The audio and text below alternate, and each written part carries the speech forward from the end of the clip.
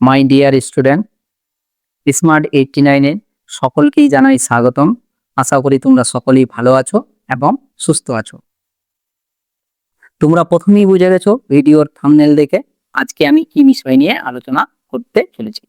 যারা এই চ্যানেলে নতুন তারা অবশ্যই চ্যানেলটিকে সাবস্ক্রাইব করে নেবে এবং পাশে নোটিফিকেশন বেলটি প্রেস করে অল নোটিফিকেশন অন করে নেবে।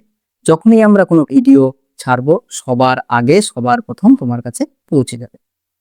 তো চলো আর কথা না বাড়িয়ে মূল বিষয়ে যাওয়া যাক।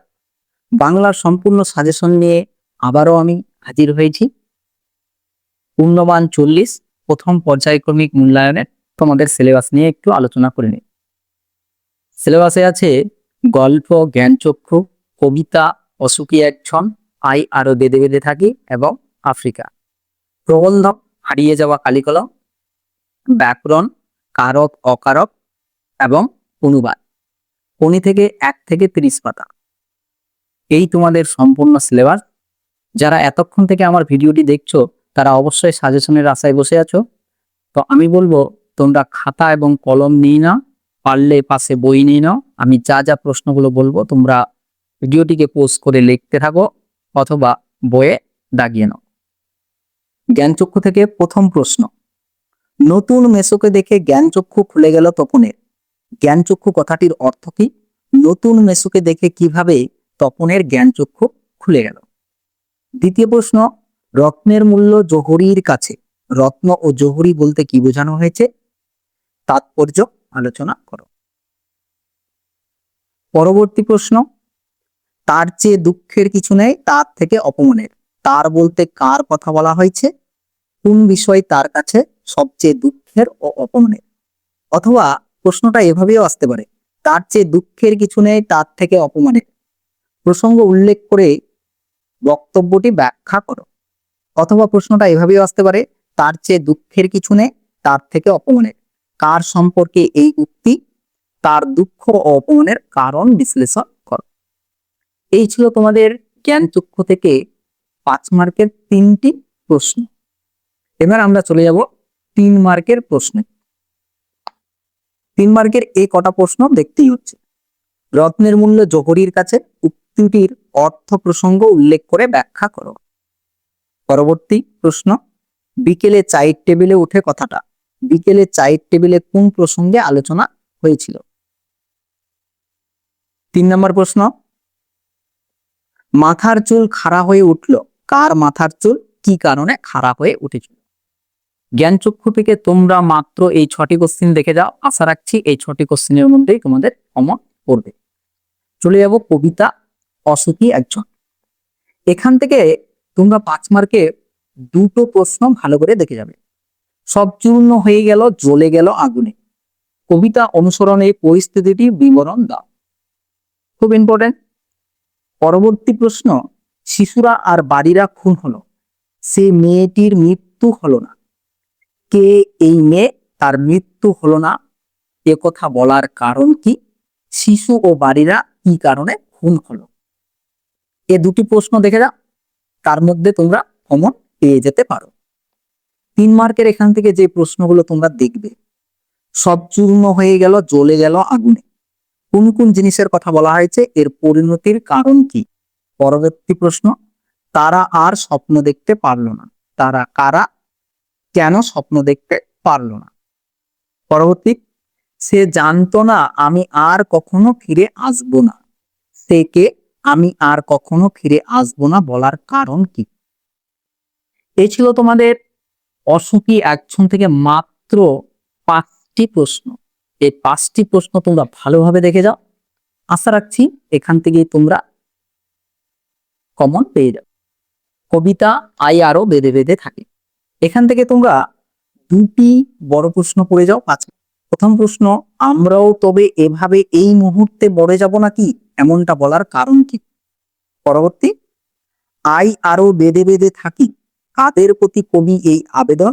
বেঁধে বেঁধে থাকার তাৎপর্যটি কি? এই 2টো প্রশ্ন অনেক স্কুলেই দেবে, তাই আমি বলবো তোমরা এই 2টো প্রশ্ন ভালোভাবে দেখে যাও। অবশ্যই তোমরা পরীক্ষায় ভালো লিখে আসতে পারবে। এখান থেকে 3 মার্কের প্রশ্ন, আমাদের ইতিহাস নেই, কে কেন একথা বলেছেন?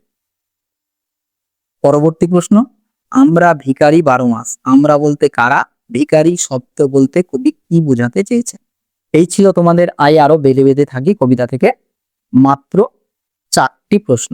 এই 4টি প্রশ্ন তোমরা দেখে যাও, অনায়াসে তোমরা ভালো লিখে আসতে পারবে।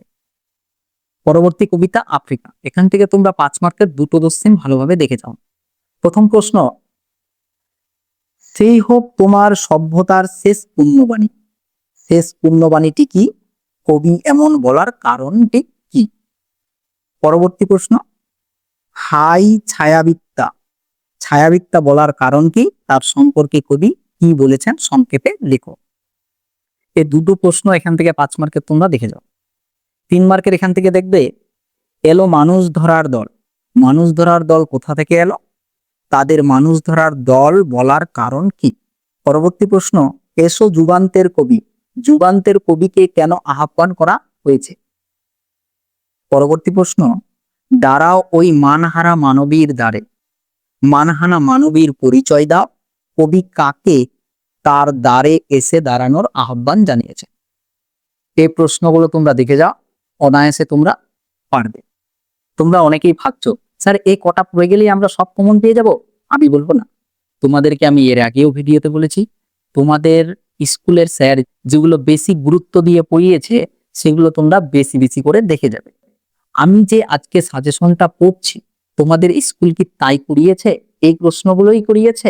অবশ্যই কমেন্টে লিখে যাবে। চলে যাব প্রবন্ধ হারিয়ে যাওয়া কালীগুলো। এখান থেকে তোমরা দেখবে হাতে গোনা 5-6খানা প্রশ্ন। প্রথম প্রশ্ন, ফাউন্টেন পেন বাংলায় কি নামে পরিচিত? নামটি কার দেওয়া বলে উল্লেখ করা হয়েছে? ফাউন্টেন পেনের জন্ম ইতিহাস লেখো। পরবর্তী প্রশ্ন, সব মিলিয়ে লেখালেখি রীতিমতো ছোটখাটো একটা অনুষ্ঠান, লেখালেখির ব্যাপারটিকে একটা ছোটখাটো অনুষ্ঠান বলা হয়েছে কেন, তা বুঝিয়ে লেখো। পরবর্তী প্রশ্ন, আশ্চর্য সবই আজ অবলুপ্তির পথে, সবির পরিচয় দাও, উল্লেখিত বিষয়টি কিভাবে আজ অবলুপ্তির পথে আলোচনা করো। পরবর্তী প্রশ্ন দেখবে, তাই কেটে কাগজের মতো সাইজ করে নিয়ে আমরা তাতে হোম টাস্ক করতাম, কিসে হোম টাস্ক করা হতো, হোম টাস্ক করার সম্পূর্ণ বিবরণ দাও। পরবর্তী প্রশ্ন, তাই নিয়ে আমাদের প্রথম লেখালেখি, লেখকের প্রথম লেখালেখির আয়োজনের বিবরণ দাও বা পরিচয় দাও।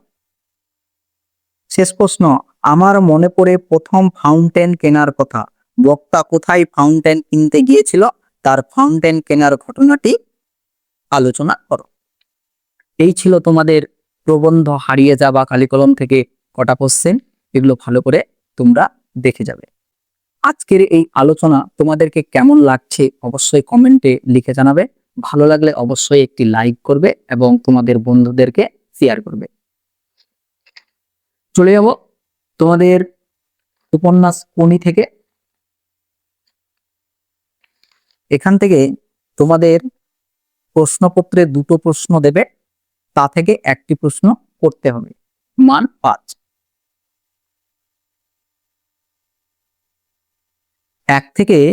তোমরা 1 থেকে 30 পাতা ভালোভাবে পড়ে নেবে, বারবার পড়বে, তাহলে তোমাদের এখান থেকে কোনো সমস্যা হবে না। তবু আমি এখান থেকে কয়েকটা প্রশ্ন তোমাদেরকে বলছি, এগুলো তোমরা একটু ভালো করে দেখে নেবে। প্রথম প্রশ্ন, এত কেচ্ছা সাধন করেন বাঁচবেন কি করে, কে কোন প্রসঙ্গে কাকে কথাগুলি বলেছে, ব্যক্তির কেচ্ছা সাধনের পরিচয় বা বর্ণনা দাও।